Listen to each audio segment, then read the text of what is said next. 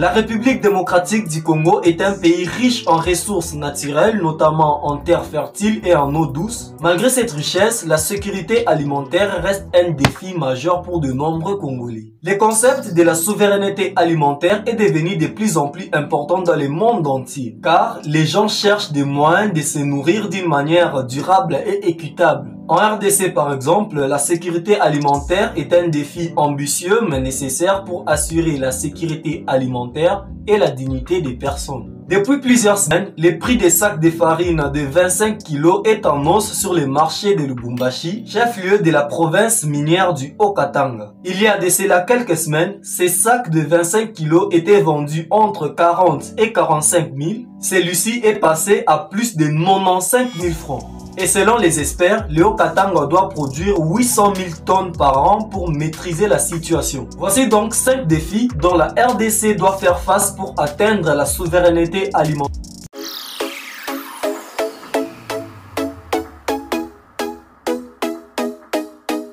Premièrement, c'est le manque d'infrastructures. Depuis des années, les infrastructures routières connaissent un déficit criant en République démocratique du Congo. Déficit qui constitue un frein pour le développement socio-économique du pays. Les routes et les infrastructures sont insuffisantes ou inadéquates, ce qui rend difficile le transport des aliments des zones rurales vers les villes. Et pour se doter des infrastructures viables, la RDC doit mobiliser 5,64 milliards de dollars sur 10 ans, soit environ 600 millions de dollars par an, pour bitumer en moyenne 800 km de routes et de voiries par année.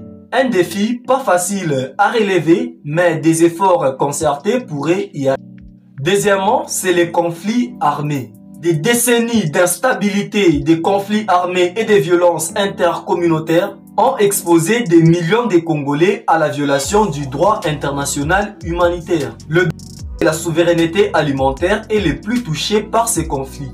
La disponibilité et l'accessibilité aux aliments sains, propres et justement répartis diminuent quotidiennement du fait de la démobilisation des ménages agricoles et des organisations paysannes allant parfois jusqu'à l'abandon des champs pour la récolte. Associé à une insécurité croissante tant sur les voies de ravitaillement que sur les marchés, les conflits armés déchirant les régions laissent planer la crainte d'une crise alimentaire. Les conflits armés et l'insécurité dans certaines régions du pays entravent aussi la distribution alimentaire. Troisièmement, c'est la faiblesse des politiques agricoles. En RDC, les politiques agricoles sont confrontées à de nombreuses faiblesses. Lesquelles faiblesses entravent le développement du secteur agricole? Tout d'abord, le manque de financement et d'investissement est un obstacle majeur pour les agriculteurs congolais. La plupart des producteurs n'ont pas accès aux crédits et aux subventions nécessaires pour améliorer leur production et leur productivité et pour acquérir les intrants agricoles de qualité. La sécurité alimentaire est aussi menacée par la déforestation et la croissance urbaine, ce qui entraîne une perte des terres arables et une diminution des rendements agricoles. La RDC doit donc mettre en place des politiques agricoles et forestières efficaces pour gérer les terres de manière durable et empêcher ainsi la réduction des terres arables. Quatrièmement, nous avons les changements climatiques. Les changements climatiques affectent directement l'agriculture en République démocratique du Congo. La sécheresse et les inondations ont des effets dévastateurs sur les cultures, réduisant ainsi les rendements agricoles. Les pertes alimentaires ont une empreinte environnementale élevée. Elles gaspillent des ressources rares utilisées pour produire des aliments, notamment l'eau, les sols, l'énergie, la main-d'œuvre et le temps de travail, tout en produisant des émissions de gaz à effet de serre. Cette raréfaction de l'eau sous l'effet du changement climatique réduit la capacité de production alimentaire, tant en termes de quantité que de qualité. Le cinquième défi est celui de la modification des habitudes alimentaires. Les habitudes alimentaires en République démocratique du Congo ont changé au fil des ans, avec une préférence pour des aliments importés plutôt que pour des produits locaux. Ce qui dit que la plupart des Congolais n'ont pas confiance aux aliments produits localement. Ils préfèrent consommer un jus importé plutôt que celui produit chez eux. Ils préféreraient utiliser la farine de maïs en provenance de la Zambie plutôt que leur propre farine. Cette situation affecte la production locale et aussi la souveraineté alimentaire. Ensemble, la RDC doit faire face à des multiples défis pour atteindre la souveraineté alimentaire. Mais des efforts concertés pourraient y arriver.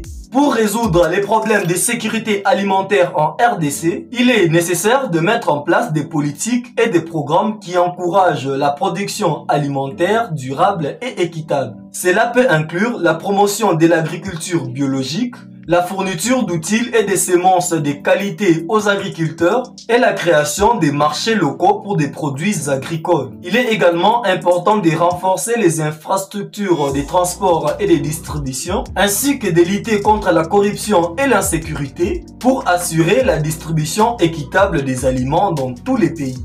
On peut alors conclure que la souveraineté alimentaire est un défi ambitieux mais nécessaire pour assurer la sécurité alimentaire en RDC et la dignité des personnes. Sujet d'ailleurs évoqué par la Fondation Les Amis de la République durant la table ronde qui s'était tenue au sein de l'université de Lubumbashi. Le défi de production et de distribution nécessite une approche globale qui implique les gouvernements, les agriculteurs, les organisations de la société civile et aussi les partenaires internationaux.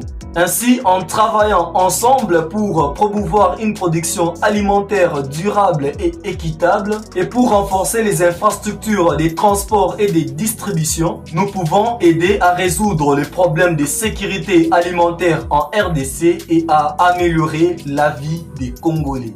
Si la vidéo t'a plu, n'hésite pas à t'abonner et à liker et on s'y retrouve la semaine prochaine pour une autre vidéo. Au revoir.